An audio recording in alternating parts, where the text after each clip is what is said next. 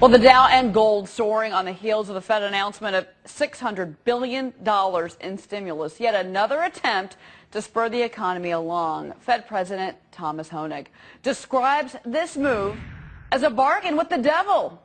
Is he right? Has there been too much Fed intervention? Well, joining me now, Peter Schiff, President and Chief Global Strategist at Euro Pacific Capital, and Jamie Cox, Managing Partner at Harris Financial Group. Peter, it's great to see you. Did we need $600 billion yesterday? No, QE1 was a mistake. QE2 is going to be a bigger mistake. You know, instead of comparing it to the Queen Elizabeth, how about the Titanic? That's a better reference. It's going to sink the U.S. dollar. It's going to sink the economy. The result of quantitative easing is going to be higher consumer prices, higher interest rates, higher unemployment, and a much weaker economy. All right. What do you make of this, Jamie? You know what they say, the Fed may try to print money, but they can't print jobs. And it sort of seems to me that the Fed is trying to go down that road to try to print jobs by increasing the money supply. I don't think it's going to work. But in my opinion, you know, it's a good day on Wall Street. I think what we're seeing is a dollar being burned and stocks kind of having the opposite effect. But I don't believe that the QE2 was either necessary or warranted at this point. I tend to agree with Peter.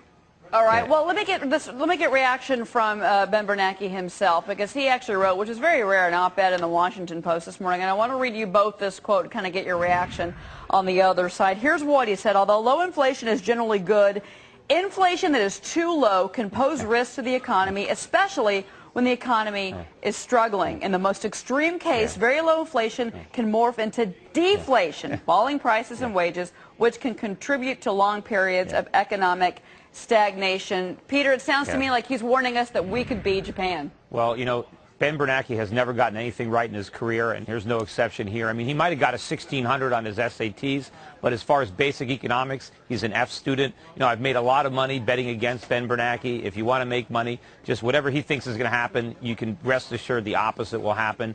Inflation is not too low. In fact, what we need is deflation. We'd actually need falling prices, which would actually help the economy, would help the unemployed if food prices went down, if gasoline prices went down. Instead, they're going to go through the roof. And you don't create jobs by creating inflation. You know, you can lower wages by creating inflation. You know, when you create inflation and debase the dollar, it's like reducing the minimum wage, which would create jobs. But the problem is the government is adding all these extra costs, mandates, health care, regulation that are driving up the cost of employing people faster than inflation is driving it down. So this policy cannot work. It will not fail. And all he's doing is he's trying to cover up the monetization of debt. This is all a smokescreen. They are not doing this to help the economy. They are doing this to facilitate the U.S. government going deeper into debt. The demand for treasuries around the world is evaporating, and the buyer of last resort is the Federal Reserve. They are monetizing this debt. It is going to cause runaway inflation, and the economic collapse that we're about to go through, maybe it'll start in 2011, this is going to be much worse than what the Fed thinks they prevented in 2008. Peter, I don't think you breathed for the last 2 minutes, but Jamie, that's impressive. And I'm a broadcaster, but Jamie, it seems to me that Ben Bernanke was kind of taking a swipe at the inflationists out there. But do you think that he has to at this point? I mean, do we really see signs of inflation anywhere? Really? Well, if you go to the grocery store, you see inflation. I mean, you know, the average person sees it. I'm not so certain you see it if you're looking at macroeconomic data. If you want to cite capacity utilization and things like that, I think you can make the case for inflation may be tepid. But on the consumer front, gas prices are higher. Oil prices, you know, go buy a gallon of milk and tell me that there's no inflation. It's kind of hard to make that comparison, but we always separate out the things that people actually buy from the inflation computation. So I'm not necessarily, I don't really understand it, but that's why the CPI data seems to be low, is because you subtract out everything that shows inflation.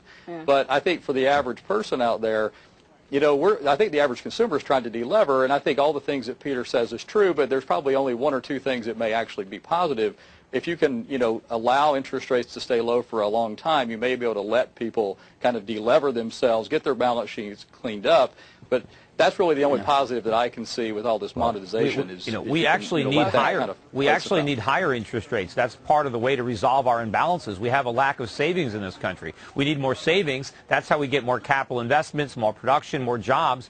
But we're not going to have any savings if we destroy it with 0% interest rates and money creation. And quantitative easing is inflation. That's just another way to describe it. Ben Bernanke creates inflation when he creates money. You know, we're just trying to measure the effects of inflation when we look at these things like the CPI, but the CPI doesn't do a good job because the government calculates it, and it's deliberately reverse engineered to hide how much inflation the Federal Reserve is actually creating. And they're doing it to benefit the government. The government is the world's biggest debtor. They fear deflation. They're trying to wipe out their debt with inflation, monetize it, inflate it away. And so they're trying to scare us into thinking that we need to fear deflation when their real agenda is to create inflation, and that is what they're doing. And unfortunately, that's the only thing they're going to succeed in, is creating inflation. Okay, Mark DeCambria wants to jump in, gentlemen. Hey, Peter, I've been a fan of yours for a long time. You've been a Cassandra of the markets, and I got to say, it seems to me you're right again.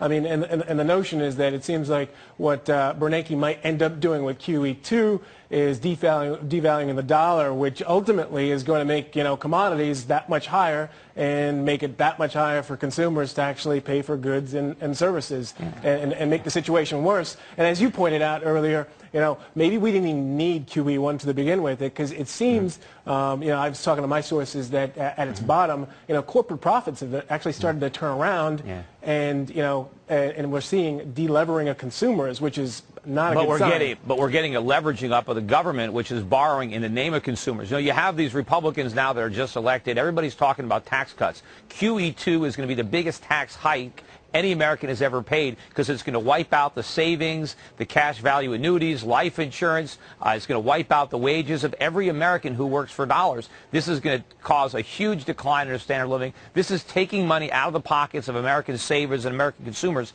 just as surely as if the government had taxed it. And that's what Hodak means when he says playing with the devil. Yeah, Mark, I think you made Peter Schiff blush just a little bit. I saw a little bit of pink turn to his face. I've seen too many Peter Schiff interviews where he says exactly what's going to happen, and people like, you know, poo-poo his comments, and lo and behold, it comes out. Peter and I have had some battles on the air. That was a long time ago. Peter Schiff, all is well. Thank you so much for being on the show again. Peter Schiff, and of course to Jamie Cox from Harris Financial Group.